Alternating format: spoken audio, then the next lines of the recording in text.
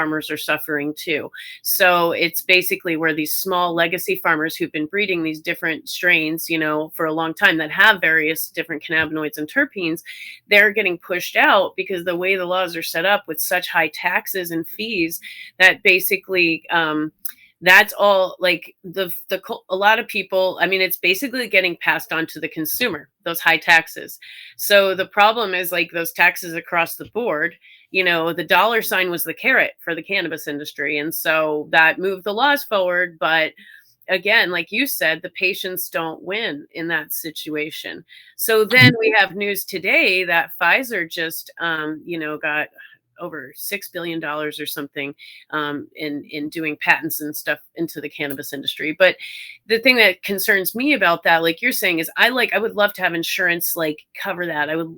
I think the doctors really need to know more, not only if like because they want to prescribe it or recommend it, but that the patients are using it. They're using CBD. So these doctors need to know what's going on with any kind of interactions in their body and everything. But I think the problem is that the taxes are so high. They're finally dropping more of the DEA is dropping more, like a moratorium on research, so they can get actually cannabis from actual stores nearby and test that to see what's actually going on versus.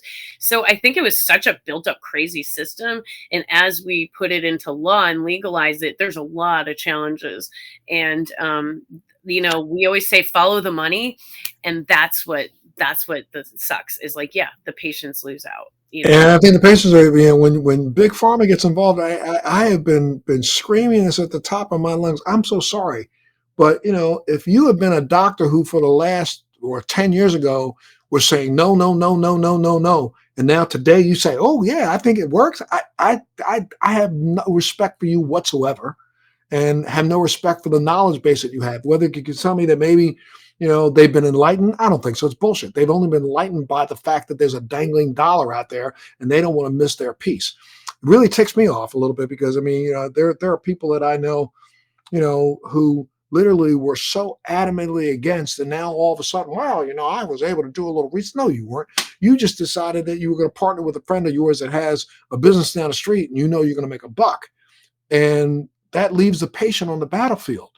I think what we got to do is go back to the beginning of this when the laws first started being written and try to figure out a way to recapture. I mean, recently, I think there's a couple of senators and congressmen who are trying to come together to, structure some legislation around the banking industry, but they're still talking about taking 25% in tax. Are you kidding me?